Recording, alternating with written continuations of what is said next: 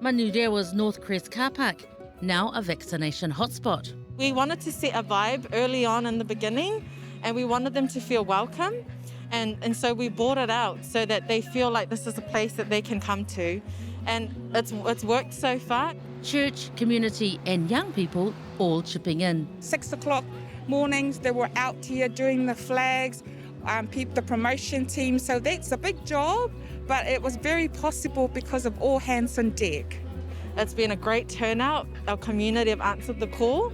The event's called Samoa I Manurewa Tutu Fa'atasi, and local church ministers like Pastor Louis Bonifacio are leading the charge here.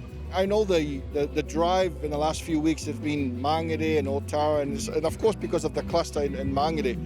But as a resident of Manurewa, I'm thinking, what about us over here? Because we have a large percentage of Samoan people living here. And when I saw the stats that there's about 11,000 Samoans yet to be vaccinated, I thought, I got to do something. And getting young people on board is a big part of this effort. It's very important. Some of us have elderly at home. We have our children at home who can't get vaccinated. And, do it for them. And if not, do it for yourselves so that we're here longer, we can serve our community longer and serve our families.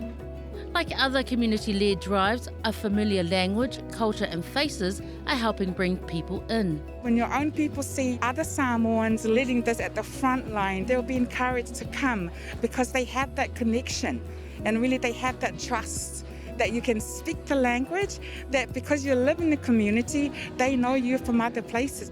And it's certainly appreciated. How did it go? Did Grandma feel happier? Yeah, because she understood properly, like what they were saying.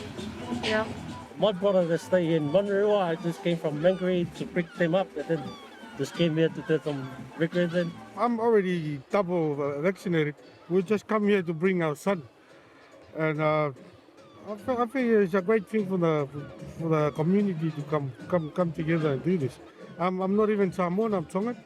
But it doesn't matter where you come from, we were just down from the same Pacific Island, Samoans make up the largest population of Pacific peoples in Auckland, and while recent community-led efforts have helped boost vaccination numbers, there are many out there holding out.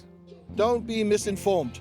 I want to speak from a church minister's perspective, because I know with conspiracy theories and misinterpretation of scripture, that has been one of the barriers that we have today. I had somebody ring me and say, I'm scared of this vaccination because everything I read online is about the mark of the beast.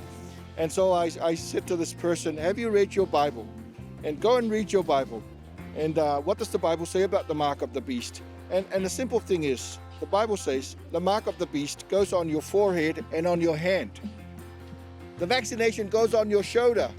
You figure that one out. And it's not a mark, it's a vaccination, it's an injection. Community-led vaccination drives like this will continue in the coming weeks, or when sufficient numbers have been vaccinated. Until then, those who haven't had a jab should seriously consider it. We are entitled to our own individual choice, but exercising that individual choice has an impact or consequence on the collective. So it's really good to kind of rethink of the impact of your choice of refusing to take the vaccination now on your elders at home and children and your work colleagues and your church. Protect your community that you love.